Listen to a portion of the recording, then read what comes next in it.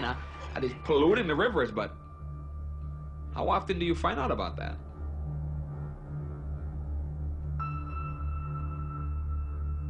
At Multinational Monitor, we put together a list of the top corporate criminals of the 1990s. We went back and looked at all of the criminal fines that corporations had paid in the decade. Exxon pled guilty in connection to federal criminal charges with the Valdez spill and paid $125 million in criminal fines. General Electric was guilty of defrauding the federal government and paid $9.5 million in criminal fines. Chevron was guilty of environmental violations and paid $6.5 million in fines. Mitsubishi was guilty of antitrust violations and paid $1.8 million. IBM was guilty of illegal exports and paid $8.5 million. Was guilty of environmental violations. Pfizer, the drug manufacturer, was guilty of antitrust violations and paid $20 million. Of food and drug regulatory violations. Sears was guilty of financial fraud. Blue Cross Blue Shield of Illinois. Unical was guilty of fraud and environmental violations. Korean Airlines paid $5 million. It paid $255 million. Hoffman LaRouche, guilty of an antitrust violation, paid $500 million in criminal fines. Again and again, we have the problem that whether you obey the law or not is a matter of whether it's cost effective. If the chance of getting caught and the penalty are less than it costs to comply, people think of it as being just a business decision. Drawing the metaphor of the early attempts to fly.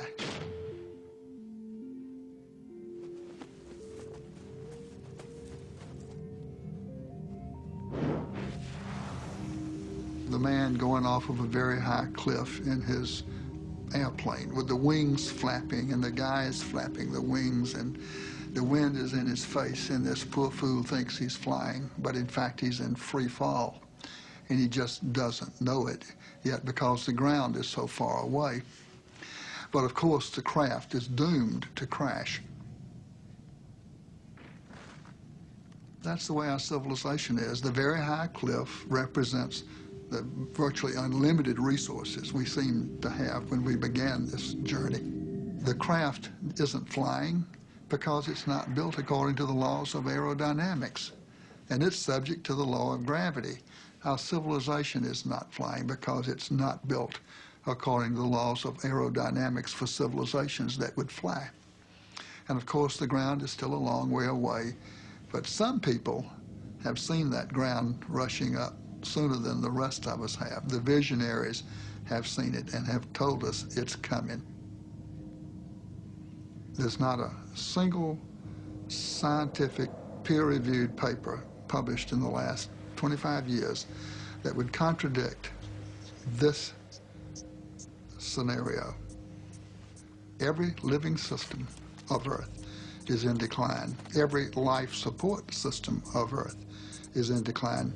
And these together constitute the biosphere that supports and nurtures all of life, and not just our life, but perhaps 30 million other species that share this planet with us.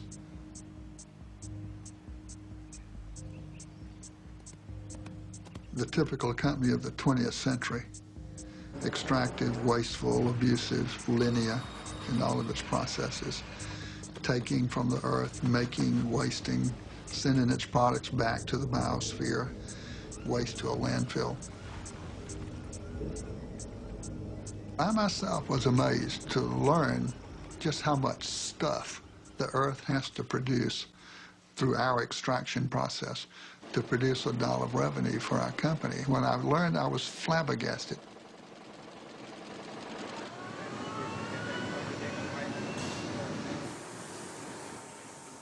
We're leaving a terrible legacy of poison and diminishment of the environment for our grandchildren's grandchildren, generations not yet born. Some people have called that intergenerational tyranny, a form of taxation without representation levied by us on generations yet to be. It's the wrong thing to do.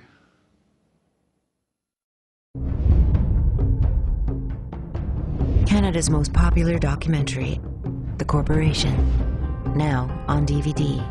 More than 8 hours of extras on 2 discs, commentaries, the making of, deleted scenes, and more. 165 new interview clips on 23 topics, with related web links and strategies for change. Special offers at thecorporation.com. May cause social change. World domination not included.